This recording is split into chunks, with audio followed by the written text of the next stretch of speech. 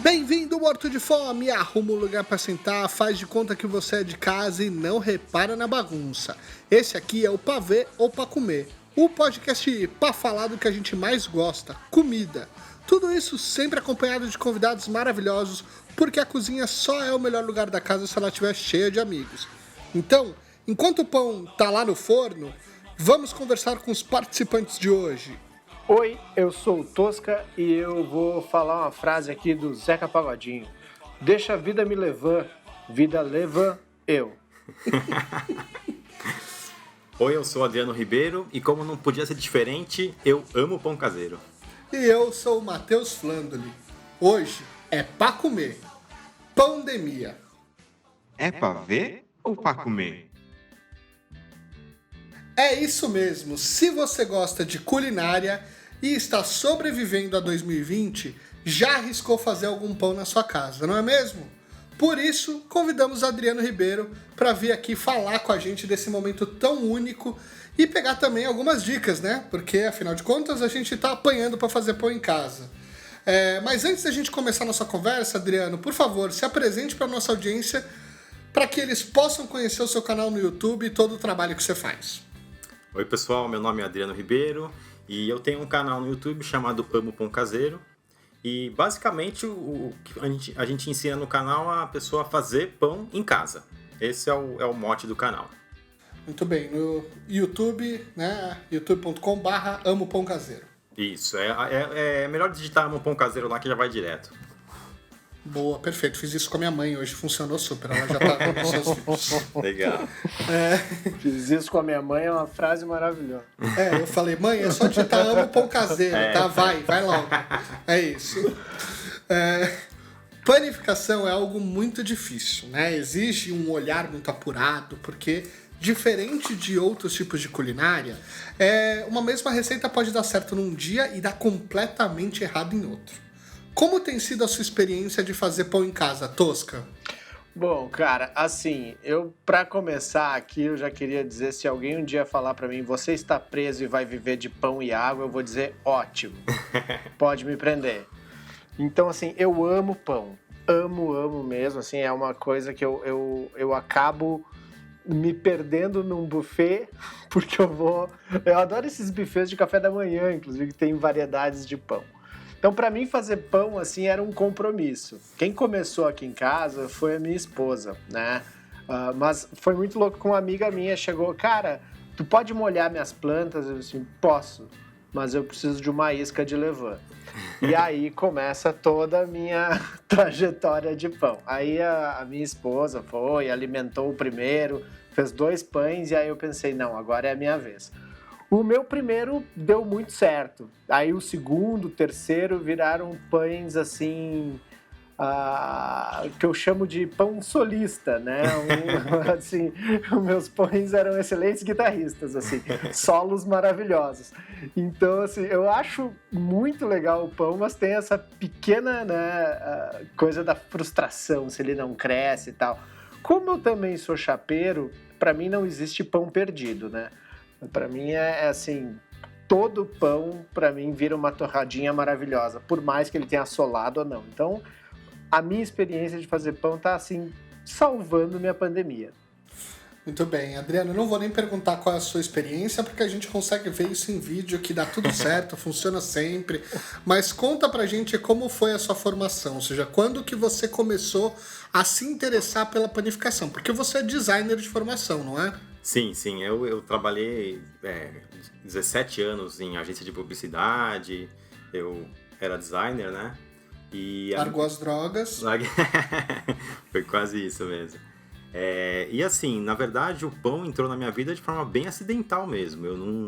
Eu não tenho aquela história de, meu avô era padeiro, meu pai era padeiro. Eu não tenho essa herança, eu não tenho nenhuma lembrança. A minha avó paterna fazia pão, mas assim, eu não tenho essa lembrança, assim, né? Meus irmãos contam, meus primos contam, mas eu não lembro de ver ela fazendo e tal. Então eu não tenho isso. E sempre trabalhei em agência de publicidade e tal. E lá para 2015, eu tava já naquele negócio de querer buscar alguma outra coisa, Tava na profissão, assim, na carreira tava indo bem, mas chega uma hora que você fica meio que talvez sem propósito, querendo encontrar alguma outra coisa, né? Você olha pra trás e fala, o que eu construí em 15 anos de carreira, né? E aí você começa a não ver muitas coisas, assim. Tem o seu valor, lógico, mas cansa, né? Claro. Acho que como toda profissão, né? E aí eu tava falando, não vou fazer ainda na época 2015, pensei em fazer um blog, né? Fazer um blog de algum tema que eu acho interessante, que não seja da minha área profissional. Comecei a pesquisar alguns temas e tal. E por acaso, eu tinha comentado com um amigo meu que gostaria de aprender a fazer pão, mas foi aquele comentário que você fala na hora do almoço, assim, sabe? Uma coisa que eu não sei fazer é pão, eu queria aprender, né? E aí ele me deu um livro de panificação, que era um livro que hoje é um clássico, que é o livro do Luiz Américo Camargo, aquele Pão Nosso, né? Editora Panelinha. Exatamente, aquela capa amarela e tal. E ali eu comecei a ler o livro, aí já deu aquele gatilho, né? Já foi uma coisa que eu me fascinei ali por aquele mundo, né? Ainda mais a forma como o Luiz Américo escreve e tal.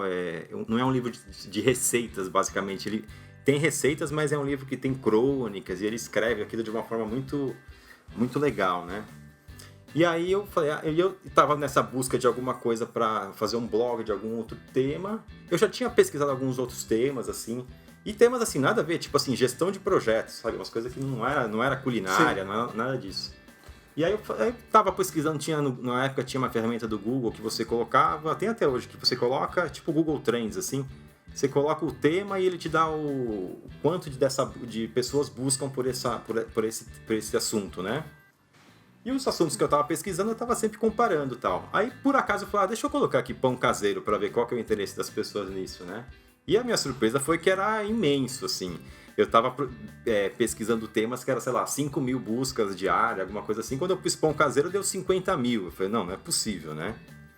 E aí eu fui atrás, deixa eu ver o que tem na internet sobre pão caseiro, sobre panificação, sei lá, vamos ver o que tem. E assim, não tinha praticamente nada. Tinha alguns blogs, mas assim, o que tinha era focado na panificação comercial. Né? Industrial, né? Industrial, para quem é padeiro, para quem tem padaria, esse tipo de coisa. Para panificação doméstica, praticamente não tinha nada. Nem o próprio Luiz Américo, que tinha feito o livro, ele acho que tinha uma página no Facebook, ele tem até hoje, mas ainda era uma coisa muito pequena, né? Sim. Aí eu falei, encontrei o tema que eu queria trabalhar, né? Vamos ver o que dá. E comecei o blog. E foi assim, para aprender mesmo. Comecei o blog, comprei mais alguns livros, sei lá, comprei uma meia dúzia de livros de panificação e comecei a fazer as receitas dos livros. E aí eu tirava foto... Mas você já fazia e ficava bonito assim? Não, você, não. Qualquer pessoa normal, teve erros aí durante o processo? Não, foi isso aí assim. Fiquei 6 meses tentando fazer os pães ali do Luiz e, tipo, só saía coisa que não dava nem pra colocar no Instagram, né? Eu ainda eu tenho a foto do meu primeiro pão hoje. Aí eu sempre, às vezes eu mostro pros alunos, falo, vocês estão achando que o de vocês tá ruim? Olha aqui a foto do meu primeiro pão, né? Muito bem. E quais foram os erros mais comuns que você sofreu no começo? Olha, eu acho que tem alguns erros que são bem assim padrões, porque todo mundo acaba passando. Uma coisa que ninguém nunca me falou, eu acho que assim, hoje eu vejo as pessoas falando, mas na época ninguém falava, é que cada farinha absorve a água de um jeito diferente. Então, se tá na receita lá, sei lá, vamos arredondar, 100 gramas de farinha e 60 de água, você vai colocar água, não vai ficar igual ao que você tá vendo na receita. Porque cada marca vai absorver de um jeito. Tem marca de farinha que você coloca a mesma quantidade de água, vai ficar mais mole, outra vai ficar mais firme. E isso é muito variável. Então, assim, é uma primeira coisa que eu aprendi e é uma coisa que geralmente as pessoas erram, é isso. Segue a receita, pesa tudo na balança certinho, bonitinho, e fala, meu pão ficou achatado. Então, uma das causas pode ter sido que você colocou a água certinho, e essa água era demais para sua farinha, e o pão não teve estrutura e ficou achatado, né? Esse eu acho que era uma das coisas. Mas assim, um erro assim que eu acho também que esse precisa de tempo, de prática, é você entender o ponto da fermentação da massa. Saber se fermentou... Porque assim, a massa, ela não pode nem fermentar pouco, mas também não pode fermentar muito. Tem um ponto ideal ali que você tem que usar ela naquele ponto. E para você descobrir, entender aquele ponto, é difícil, demora, precisa de prática, né? E esse eu acho que é um ponto também. E eu acho que um terceiro aí que eu colocaria seria conhecer o forno. Isso eu acho que é uma coisa que vai muito para o lado doméstico mesmo, que cada forno vai ter a sua história, né? Tem um forno que esquenta mais de um lado, tem esse forno que esquenta mais de outro, tem forno que não esquenta direito, tem forno que... Uma coisa assim que a gente também acaba falando muito de temperatura de forno, mas uma coisa que é bem importante, assim, pro pão principalmente, é se esse forno ele retém vapor. Porque você coloca lá o pão, coloca vapor, espirra lá com um borrifador, alguma coisa, quando você fecha a porta, aquele vapor tem que ficar dentro do forno, ele não pode sair para fora, né? Então você pega esses fornos elétricos pequenininhos, que tem só aquela portinha que é um vidrinho com uma borrachinha em volta, geralmente não vai segurar o vapor, aí vai ficar o ambiente seco lá dentro, o pão não vai crescer direito. Então eu acho que esses 3 pontos, assim, a farinha, a fermentação e conhecer bem o forno. Se identificou com algum erro aí, Tosca? Cara, eu faço pão do tipo como cozinho, é jazz, né, cara? Então, assim, pra mim é tudo assim. Tem vários pontos. Eu acho que a farinha é uma coisa que é incrível mesmo, assim, porque agora que o Adriano falou, realmente vem isso, assim, vou numa... Uma coisa que me pegou muito também é integral. Vou fazer um pão integral. Sim, cara, se eu não misturar 50% de farinha branca, não eu fica não vou ter esse pão. Se eu faço ele apenas com farinha integral, ele é um bom objeto de caça. Você tem uma linda pedra na sua mão. Assim, ele é perfeito para botar numa tira de tecido e sair a caça de outro pão, talvez mais macio. Pode segurar bem uma porta, de repente. Exato, peso de papel, essas coisas. Muito bem. Vocês dois são casados e têm suas famílias aí, crianças na sua casa, né? Qual que é o pedido, o mais pedido da casa de vocês? Olha, aqui em casa, o pão de fermentação natural não tem muita saída, vamos dizer assim. Criança, geralmente, porque tem aquele sabor mais azedinho, assim, às vezes não se adapta muito. Mas, assim, pão fofinho, brioche, esse tipo de coisa, vai que vai, né? E pizza também. Pizza, minha filha fala... A gente vamos pedir pizza? Não, quero a do papai, porque é a que eu mais gosto do papai. Então, a pizza eu consegui vender a pizza. É isso. Eu vou te dizer que esse foi a minha entrada na minha relação aí com a farinha, foi aprender a fazer pizza, que acho que é o meu pão favorito. E você, Tosca, qual que é o mais pedido aí na sua casa? Não, aqui em casa rolou, e aí eu vou, né, já vi que tem lá no Adriano para fazer o pão esse típico de sanduíche, assim, pão de leite, esse, né, que é... Porque esses dias a Alice deu uma olhada pra gente aqui. Gente, eu queria comer um sanduíche, só assim, pão, presunto, mas aquele pão macio, sabe, que gruda no céu da boca. Porque também acho que tava cansada de pão de fermentação. Pão de cascadura, né? Exatamente. Ele é, assim, eu acho saborosíssimo também. Eu tenho, como eu falei, tem essa vantagem da chapa, coloco ele ali, faço ele bem, né, corto super fininho. Eu faço isso também. Carpaccio de pão, e aí coloca um queijinho, assim, vende super bem, né? Às vezes um ovo com a gema mole em cima vende muito, mas é isso, assim, a Alice sentiu falta desse pãozinho bem... Acho que criança tem mesmo, né, essa preferência. Pão de hot dog, né? Um pão macio, a coisa mais do brioche, assim. Então, eu acho que eu sou criança, eu também gosto muito. Não, mas quando a Alice falou isso, eu falei assim, cara... Realmente tu tem razão. Foi um dia que foi uma refeição, sabe? Que ninguém sujou quase nada. Foi uma coisa tão tranquila, assim. É isso. É pra ver ou pra comer? Bom, a pandemia chegou e eu, que já gostava de fazer pão, comecei a testar algumas receitas do seu canal, né, Adriano? Então, legal. Até cheguei a fazer aí pão francês que ficou surpreendentemente bom, considerando a falta de técnica do padeiro amador aqui. Você sentiu que as pessoas começaram a buscar mais e mais seus conteúdos agora, nessa época? Não, demais, assim, eu acho que isso aí foi uma coisa assustadora, até o tanto de gente que resolveu fazer pão, assim. Tanto muita gente, eu percebi isso no mercado, sumiu farinha, sumiu fermento, nem tinha para comprar, né? Sim. E assim, a gente tem uns números assim de acessos porque assim, o canal no YouTube explodiram. O canal no YouTube ele é relativamente novo, para falar a verdade, né? A gente super. Ele foi criado, eu acho que eu criei ele em 2018, se eu não me engano, mas assim, para pegar de verdade no canal foi em novembro de 2019. Não vai fazer sim, foi pouco mais de 6 meses. Hã? E aí a gente começou, a meta era chegar no final desse ano com 50 mil inscritos. Uma meta boa, assim, ousada, né? Acho que né, duplicamos a meta. Vamos chegar agora. Triplicamos. Vamos chegar essa semana a 500 mil. Então, assim, muito bom, cara. Foi uma coisa assim, realmente a gente não esperava. Foi uma pandemia mesmo. Na verdade, assim, já tinha uma onda menor vindo antes da pandemia de pessoal querendo fazer pão, né? Então eu comecei o canal em final de novembro, dezembro. E aí eu tava naquela coisa assim, que tipo de receita que a gente vai colocar? E comecei a fazer algumas coisas, alguns testes e tal, pensar em umas receitas mais elaboradas. E aí, assim, por acaso, eu resolvi fazer uma enquete isso era em janeiro. Uma enquete naquela abinha comunidade do YouTube. Pessoal, o que vocês querem ver mais aqui no canal? Aí eu pus lá, técnicas de levain, não sei o que lá, técnicas avançadas, não sei o que. Eu pus no final só pra deixar, assim, técnicas básicas para aprender a fazer um pão, simples.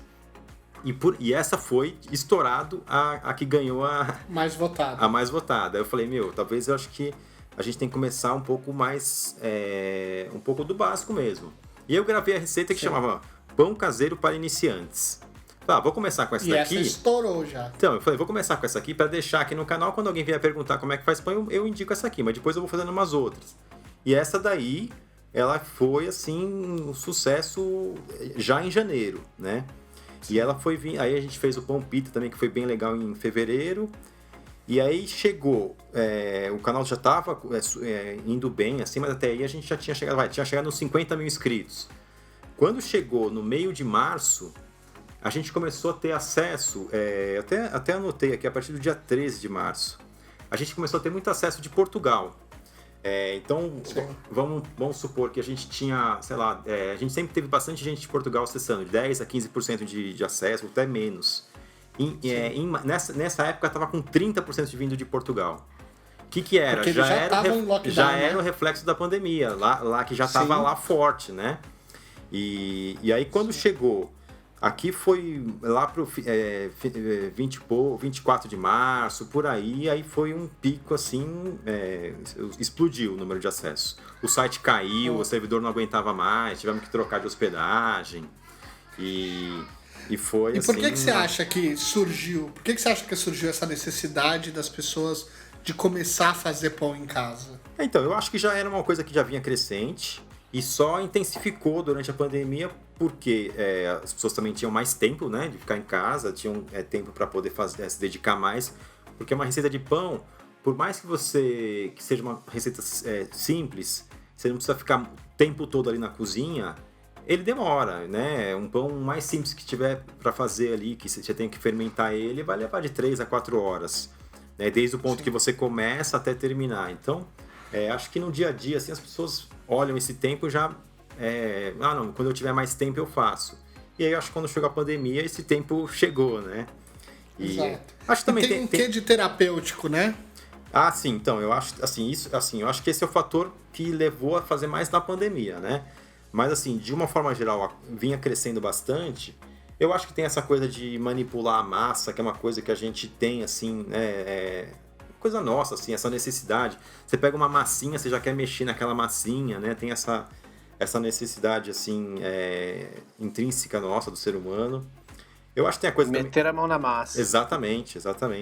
Tem a coisa de hábitos mais saudáveis de alimentação, né? Você fazer seu próprio pão, saber o que vai naquele pão, evitar, de repente, o excesso de aditivo químico e tal. Eu acho que também é um outro fator também.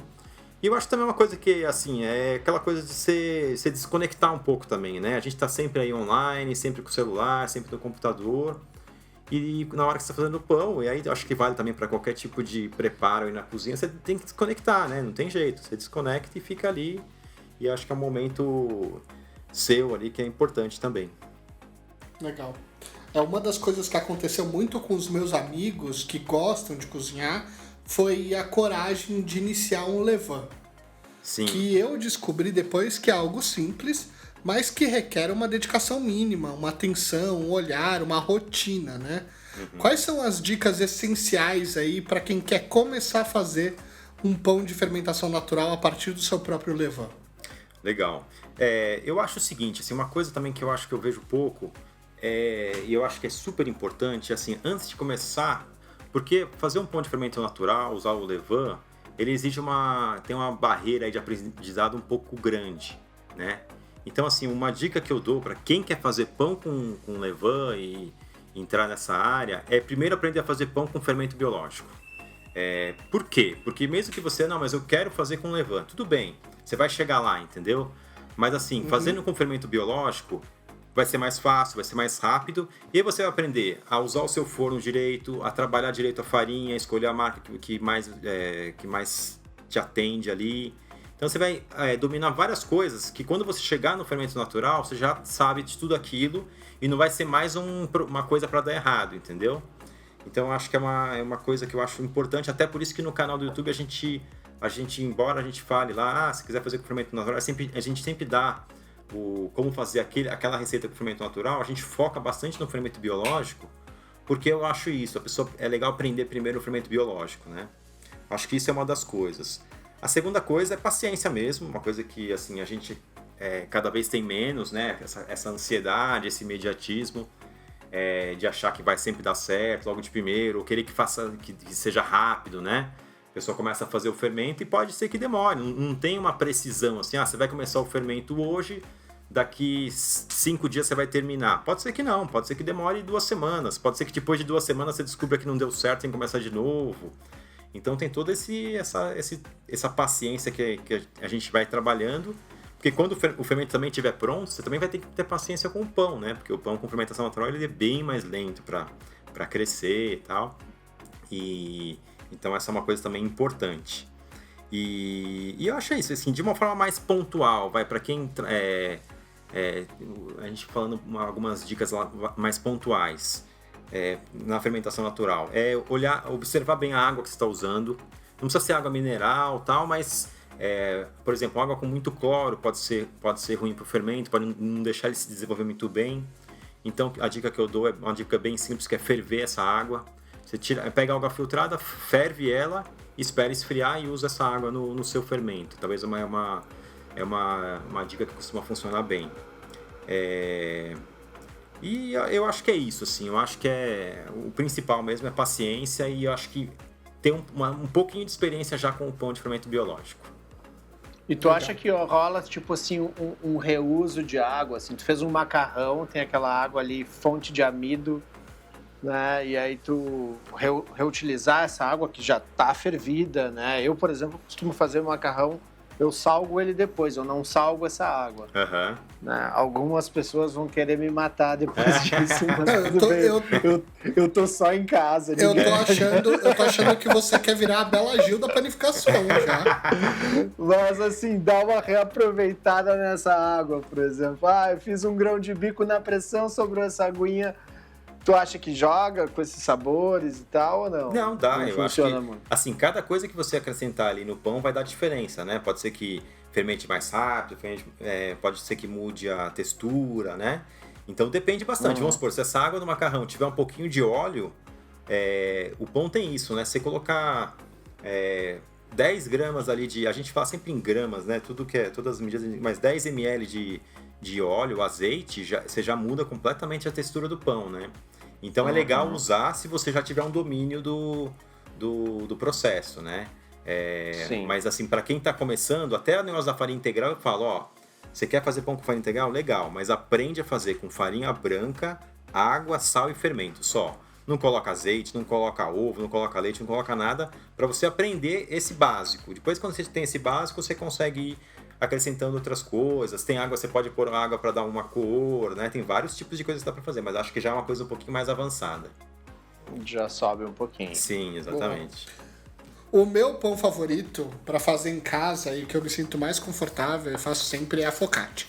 é simples de fazer, dá pra colocar o que você quiser em cima, vira às vezes uma pizza romana, enfim, eu acho que ele se não é pizza, acho que é a minha receita favorita. Qual que é a receita favorita de vocês, Tosca e Adriano? Bom, cara, eu tenho um carinho enorme por um pão que eu aprendi com um amigo meu que morou no Peru, né? Um tempo ele trouxe lá o pan chapla, que é um pão zero expectativas de crescimento, né? Ele já chapado, né?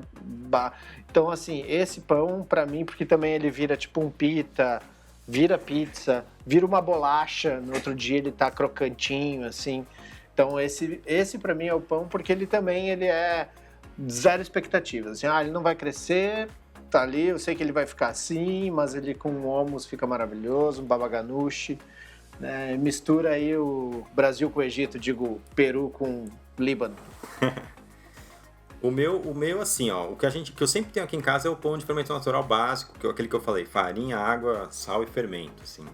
Esse eu tenho sempre, eu faço uma vez por semana e eu faço que nem o Tosca falou, eu fatio ele, deixo no congelador e eu vou descongelando as fatias de manhã para comer.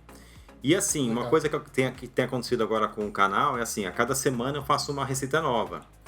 E aí a minha esposa até brinca, ela fala assim, mesmo que eu vou gostar desse pão, ele não vai voltar a fazer, porque na semana que vem é outra receita e já era. Gostou desse daí, vai demorar para eu voltar a fazer, né? Então não tem muita repetição, não. Mas pelo menos você não precisa fazer 7 vezes até chegar na receita ideal, né? Não, então, isso acontece bastante. Acontece? Acontece. Porque ela pode chegar no momento de de ficar enjoada porque ela não conseguiu, você não para de fazer uma determinada receita. Não, isso acontece muito, assim, porque uma coisa que eu optei também no canal foi assim, um vídeo a cada 15 dias. Pode parecer um absurdo, né, para YouTube, assim, tem que ser um vídeo por semana, um vídeo por dia, né? Mas eu falei, não, eu quero fazer uma receita legal. Então, para conseguir fazer uma receita legal, com o que eu tenho hoje de estrutura, vai ser um a cada 15 dias. Mesmo assim, tem sido uma correria. E aí, o que eu faço? Como sou eu mesmo que gravo tudo, então eu faço uma vez, e aí, primeiro eu faço um teste para ver se a receita dá certo, não sei o quê. Aí eu vou gravar. E aí, não ficou bom, gravo de novo. Eu vou repetindo isso até...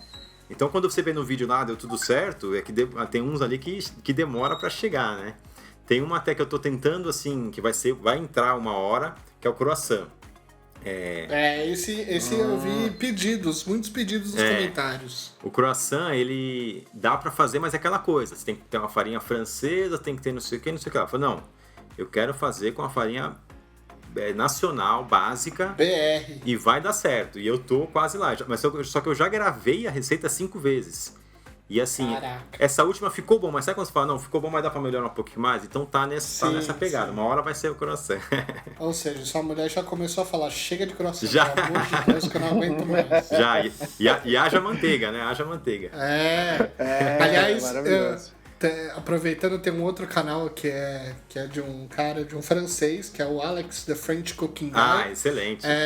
E que ele criou uma série falando sobre croissant, que eu acho que também é muito legal e fala muito sobre a dificuldade que é de fazer, porque não é esse croissant de padaria que a gente tem aqui no Brasil, né? Não. Esse é fácil de fazer. Uhum. O croissant francês é uma técnica difícil de executar mesmo. Então, eu assisti essa série dele, é bem legal.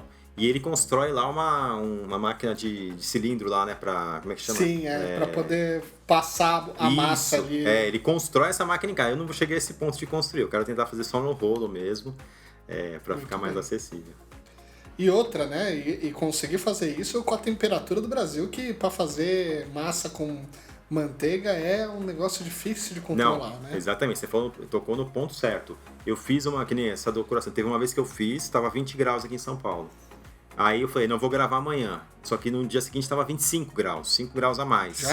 Já era, deu totalmente errado. Então, isso também, tem que tentar adaptar na temperatura, tal, tem uma série de detalhes ali. É isso que eu falei no começo do programa, assim, é muito sobre percepção e não só sobre medição, não é só sobre medir, colocar na balança, tudo isso é importante sim, mas quando você pega, por exemplo, muitas vezes doce, onde essa precisão resolve, a panificação é muito mais sobre Mas acho que a panificação é muito mais sobre percepção. Sim. Umidade, temperatura, o ambiente que você está fazendo, tudo isso influencia na construção do seu pão. Então, é uma arte, assim, que eu acho incrível mesmo. É muito, muito difícil. E como tem essa nossa pegada de doméstico, não adianta também eu chegar pra pessoa e falar assim, ó, isso aqui você tem que fazer a 18 graus. Não adianta. Não dá. Ela vai ter um ar-condicionado na cozinha, né? Quem que tem um ar-condicionado na cozinha?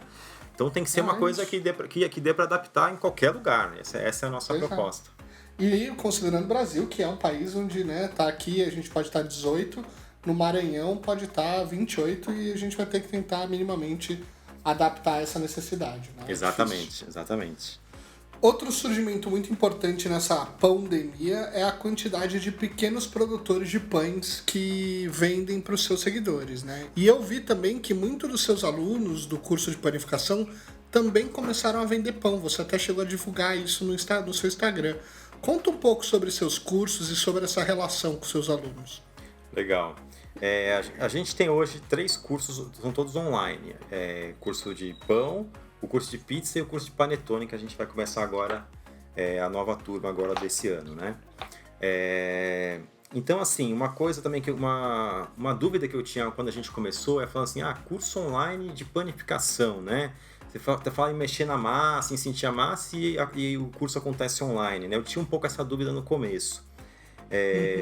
Mas assim, quando a gente logo nas primeiras turmas, eu já senti que tinha um potencial legal esse tipo de curso. Porque assim, primeiro, não é em toda a cidade que você vai ter você tem como fazer um curso presencial de panificação ou de fermentação natural. Então assim, eu acho que uma coisa não exclui a outra, né? O curso presencial ele tem as vantagens dele, mas o curso online também tem as vantagens que o curso presencial não tem, né? E não é um vídeo gravado, né? Você tá lá ao vivo fazendo o curso com a galera, não é isso? Não, a gente faz.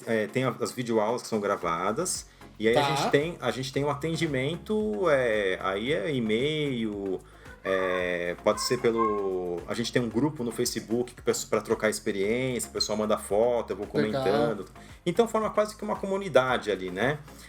Sim. Porque tem alunos, como é um curso assim que não tem um prazo, você não precisa. Você começa hoje, você tem que terminar ele daqui 6 meses, ou daqui não tem um prazo, não. Então tem gente que está comigo desde o começo, desde 2016, que é aluno que está lá ainda, faz pergunta até hoje e que começa, nesse grupo que a gente tem de alunos, esses alunos mais antigos já têm uma experiência e eles começam a ensinar também, né? Então eu aprendo muito, eu todo dia, né, eu respondo as dúvidas e entro no grupo para também responder dúvidas e tal, mas eu aprendo todo dia, porque tem gente que é isso, a pessoa já fez o curso, já abriu uma padaria artesanal, já não sei o que, já está sabendo um monte de outras coisas e ele vem para ensinar também, né? Vira um grupo de compartilhamento de experiência, né? Exatamente. E uma outra coisa também do curso online, principalmente de fermentação natural, é o tempo que você tem, né? Por exemplo, um panetone, você leva 3 dias para fazer, desde que você começa ali a ativar o seu fermento até o panetone ficar pronto. Dá mais ou menos uns 3 dias. Você não consegue fazer, 2 dias no máximo. Você começar bem cedo num dia e terminar no final do outro dia. Então, para montar um curso desse, ou é aquele curso que você mostra, eu já trouxe aqui o negócio pronto, vou só mostrar para você. Ana Maria Braga Feelings, né? Exatamente, né? Ou teria que ser um curso de 3 dias, que é quase inviável, né? A pessoa frequentar ali 3 dias, que assim, dá para fazer, mas fica uma coisa muito cara, né? Tal, que não se torna muito acessível. Então, eu acho que juntando tudo isso, deu super certo essa experiência e até hoje a gente está... Antes da pandemia eu estava dando algumas aulas presenciais, mais como laboratório mesmo, né? Para sentir um pouco esse contato com os alunos e tal.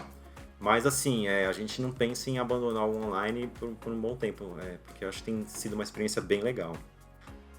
Agora, 3 dias para fazer um panetone para as pessoas colocarem frutas cristalizadas, tá errado isso! Tá errado! Tem que fazer um panetone de bacon, o Chocotone veio para salvar isso. Eu tô achando que o seu Balduco, ele na verdade vivia numa masmorra fazendo panetone todo dia para poder entregar isso, é impressionante. Mas eu vou falar uma coisa para vocês, sabe que eu era daqueles que arrancava também as frutinhas do Balduco ali, né? E gostava de Chocotone. E aí, na verdade, esse panetone, quem trouxe essa receita, quem é a professora do panetone, é a Vivi, que trabalha com a gente, nossa, é uma professora desse curso, né? E quando ela veio aqui em casa e fez esse panetone, eu mudei completamente o conceito, é uma outra coisa, entendeu? Assim, não era mais o panetone ali do supermercado, era uma outra coisa, a fruta cristalizada é uma outra fruta, e aí, assim, mudou completamente hoje eu prefiro muito mais o panetone do que o chocotone. Não, mas é interessante isso também, porque isso também faz parte da minha pesquisa sobre paladar adulto, né? A gente vai também crescendo, evoluindo e vai provando as coisas e vai entendendo, não, peraí, eu não precisava tirar essa fruta cristalizada. É verdade. Né? Vai, tipo, quanto tempo eu tive preconceito com essa fruta cristalizada. Mas realmente hoje eu tô mais aberto, assim, acho que um panetone caseiro, inclusive, me conquista. Sim. Eu acho que eu ainda sou amigo da Alice mesmo, porque eu gosto mais das receitas que ela gosta também. Meu paladar infantil ainda me vence. Eu vou te mandar um panetone aí, Matheus, você vai mudar de ideia. Boa! Mas eu também preciso mudar de ideia. Vou fazer um recebidos aqui, Boa. Vai ser o primeiro recebidos do pavê. Boa. É pra ver ou pra comer? Bom, como a pandemia não atingiu só nós três, né, mas muita gente, a gente convidou os seguidores do @amopãocaseiro no Instagram e do Pavê pra Comer podcast para fazerem perguntas aqui nesse episódio, e eu selecionei algumas dessas perguntas que vocês fizeram, porque foi muita pergunta, foi muita coisa mesmo. A primeira delas é simples, direta. Pão que nasce torto nunca se endireita? E pior que essa é uma pergunta boa mesmo, sabe por quê? Porque pão tem essa coisa, é um processo que começa ali, né, eu falei, no mínimo 3, 4 horas. Se começou errado, você fala assim, não deixei crescer, vi que não cresceu muito, mas continuei, já não vai dar certo. É um processo meio em cadeia, se uma coisa dá errado ali no comecinho, no final você pode ter certeza que não vai dar certo. Então tem que ser do começo ao fim mesmo. Foi nesse momento que eu me senti, assim, panificador. Quando o meu primeiro que solou, eu já botei ele na panela, assim, tipo, tá errado. Você já... exatamente. Esse é um... A hora que eu peguei a massa, senti a massa na mão, assim, não vai crescer. E aí você dito e feito. Um disco voador, lindo. A primeira fatia saiu 2 ET. Uma bandeja de uma travessa. Olha, eu trouxe aqui, essa aqui é a mesa de centro agora pra cá. Exato. Outra pergunta. Máquina de pão é uma boa, Adriano? Olha, se você já tem, é uma boa para você usar como para sovar a massa, né? Então, assim, ela tem lá a função de sovar, você usa só aquela função. Uma receita que precisa bater a massa na batedeira, você pode usar como usar a máquina de pão. Mas é só isso também, porque aí, assim, a não ser que a pessoa realmente goste do tipo de pão que ela faz, porque não tem muita variação ali, né? Mas para sovar é ótima. Em 2008 eu ganhei uma, ou 2009, não lembro, mas eu viciei num pão caseiro que tinha ali, a receita bem de um pão de leite, assim, mas bem de vovó, assim. Uhum. Era sempre...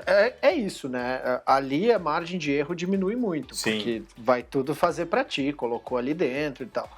Foi um vício, assim, era pão quase todo dia, né? Porque ele sai quentinho e aí tu não para, né? Uhum. Mas hoje ela tá aposentada, hoje, né, ela tá lá juntando poeira. Acaba enjoando, né? Acaba enjoando aquele mesmo estilo, né? Acabou que não rolou muito mais nela, não. E a gente prefere agora de fermentação mesmo, cuida. Meu levain ontem ficou muito bonito, né? Rendeu bastante. E é isso. Falando em sovar, pergunta aqui tenho que sovar a massa até desgrudar totalmente da mão? Depende um pouco da receita, né? Tem receita que... Uma receita mais tradicional, a ideia é que ela solte, fica aquele... ela fique elástica, dá aquele que a gente chama de ponto de véu, né? Que você consegue esticar ela assim com os dedos e ela estica, mas não se rompe, né? Esse é mais ou menos o ponto ideal de uma sola de um pão clássico, de um pão básico, vai. Agora, por exemplo, a focaccia. A focaccia você faz uma massa bem líquida, assim, né? E ela não vai desgrudar da mão no começo de jeito nenhum, entendeu? Então depende um pouco da receita que você está seguindo. Muito bem. E qual que é a diferença entre fermento seco, fresco e levain? Essa pergunta é ótima. Assim, tem também essa coisa essa tendência aí de usar o fermento natural, o levain e tal, e meio que demonizar o fermento biológico, né? Que como se fosse uma coisa, um veneno ali e tal. Mas eu não vejo isso não. Eu acho que ele tem um papel. A levedura que está no fermento biológico é a mesma levedura que está no fermento natural. Tem outras coisas ali no fermento natural que fazem aquilo ficar com um sabor mais ácido, não sei o quê. Mas a levedura que faz crescer é a mesma levedura, exatamente a mesma levedura. O biológico só eles separaram isso no laboratório, tiraram só a levedura é lógico que tem um processo de industrialização ali, mas se você olhar atrás, principalmente no fermento fresco, se você olha lá ingredientes, vai estar escrito o nome da levedura lá, Saccharomyces cerevisiae, só, não tem mais nada, né? Então ele tem essa... Então assim, falando da diferença, o fresco e o seco são fermentos biológicos, que você compra no mercado, né? Fermento que passou por um processo de industrialização. Quando você vai usar ele no pão, você vai colocar bem pouquinho, ele tem uma força grande por ser concentrado, por ter sido isolado ali no laboratório, ele é concentrado, ele é mais forte, ele cresce mais rápido. Então, você faz uma fermentação em 1 hora ali. O levain já é um fermento que você cultiva ele, né? Você não compra ele. Tem até lugar que vende, mas você não compra ele. Você cultiva e ele é muito mais lento, né? A fermentação dele é muito mais lenta. Então, essa 1 hora do fermento biológico vai pelo menos 4 horas no fermento natural. Entendi. A gente pode dizer mais ou menos que o fermento seco biológico é o atleta olímpico dopado e o levain sou eu, que sou um preguiçoso desgraçado que não gosto de levantar da cama, é isso? Pode ser por aí mesmo. Muito bem. Levantar, né? Exato. Não quero nem levantar. Isso aí. Boa. E qual que é a sua opinião sobre os melhoradores de farinha? Bom, melhorador é uma coisa assim que é muito usada na produção comercial, né? Você vai numa padaria e tal, em alguns casos eles utilizam. Tem padarias que nem isso utilizam. Eu também não demonizo essas coisas, porque assim, para quando você tem uma produção comercial, que você precisa fazer aquele negócio crescer do jeito certinho, para caber dentro da embalagem, não pode crescer nem mais nem menos. Padrão, tal. Né? Tem que seguir um padrão. Você tem que usar esses aditivos, tal, né? Aquele anti-mofo, essas coisas. Você precisa usar isso para poder ter uma produção em larga escala. Não tem muito como você ter uma larga escala sem totalmente artesanal. Agora, para o uso doméstico, eu não vejo nenhuma necessidade. Eu até falo nos vídeos, a gente troca. O melhorador, quando você tem uma massa mais... Você começa a colocar um monte de coisa ali naquela massa, começa a colocar ovo, começa a colocar gordura e tal, ela vai ter mais... Ela não vai crescer tão bem. Então, por isso que o pessoal acaba colocando melhorador para poder... Um pão de hambúrguer, para poder ficar ele bem, né, bem macio e tal. Mas, no ambiente doméstico, que você tem um tempo, você não tem que seguir um cronograma de horário de entrega do pão, não sei o quê, a gente usa muito a esponja, que é basicamente pegar ali um pouquinho da farinha e da água da receita, mistura com o fermento biológico, deixa aquilo lá crescer por uma meia hora, 60 minutos, e aí sim você começa a fazer o pão.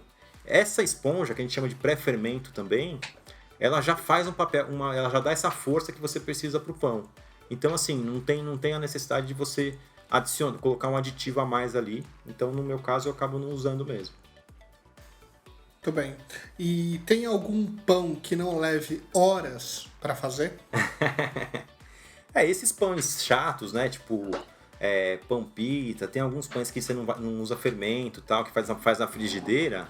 Esses pães você consegue fazer em meia hora e tal, mas é aquela coisa, não é, né? Não é o pãozinho fofinho que você quer que todo mundo gosta, né?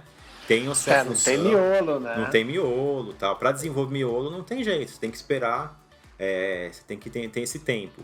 Uma coisa que é legal... Tempo é o ingrediente mais importante do pão, não é? Exatamente. Uma coisa que é legal, assim, quando você pega a prática, você consegue encaixar esses tempos no seu dia a dia.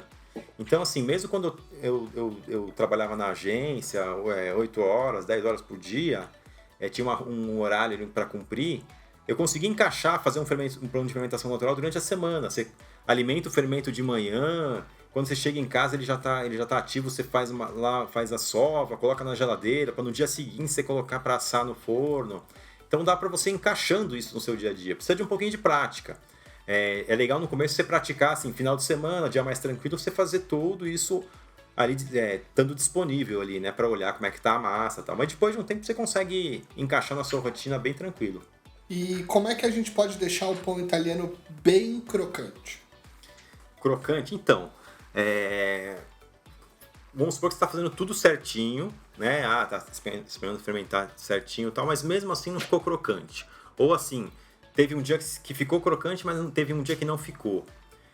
Geralmente é umidade. Então quando você tira aquele pão do forno, você pega um dia mais úmido, essa umidade ela vai se condensar ali na crosta do pão e ele vai ficar murcho, vai murchar um pouquinho, não vai ficar tão crocante. Então qual que é a sacadinha aí? Você pega, terminou de assar o pão, você desliga o forno, deixa a porta ali entreaberta e deixa o pão lá dentro. Deixa ele meio que resfriando dentro do forno, entendeu? Ele vai demorar mais para resfriar, mas o ambiente ali do forno é um ambiente seco. Então ali ele não vai umedecer tanto e vai conseguir manter essa crosta aí mais legal. Para isso que serve aquele meio aberto, então, do forno. Isso, exatamente. É lógico que depois de um tempo ele vai amolecer, não tem como, né? No dia seguinte é difícil você ter um pão, mesmo de fermentação natural, um pão que tenha frescor no dia seguinte, né? Mas fazendo esse negócio de deixar um pouquinho mais ali no forno desligado, você consegue manter lá umas 3, 4 horas bem crocante ali o pão para servir. Muito bem. E ter a sabedoria de levar ele no outro dia um pouquinho para passear no forno também, Sim. né? Liga 5 minutinhos, faz ele ressuscitar ali. Lembrar que pão é uma coisa de Cristo, né? Então ele sempre pode ressuscitar. Verdade, exatamente. É isso. Agora a última pergunta e mais importante de todas. Vamos lá. Como comer pão todo dia e não engordar? O pão é aquela coisa, ele pode ser o vilão, mas depende do que você coloca dentro do pão, né? Ou da quantidade que você come também, né? No meu caso, assim, eu tenho meio que eu não tenho assim uma tendência para engordar. Se eu tivesse, já seria um problema. Mas eu acho que não é. Acho que é você não exagerar mesmo, como tudo na vida, né? Você não exagerar na quantidade. Você não rechear demais. É o equilíbrio, né? É o equilíbrio. O equilíbrio. Exatamente, é o equilíbrio. Não, isso me fez lembrar a história do... A minha filha teve um babá, né? O Regis, e a mãe dele tinha uma lanchonete de beira de estrada. E ela disse que sempre tinha o seu Alberto lá que pedia o prato e pedia para ela botar um pouquinho da concha onde ela fritou as batatas, um pouquinho do óleo em cima da comida, assim. Então, como tu falou, depende do que tu põe em cima, né? Exatamente. Então, o cara pega esse olhinho ali da fritura da batata, né? É isso. Exatamente. É só pão e manteiga, na maioria. De vez em quando um ovinho frito. É que nem a cerveja, né? O que engorda é o que você come no boteco. A cerveja não. Exatamente. Entendi. Muito bem.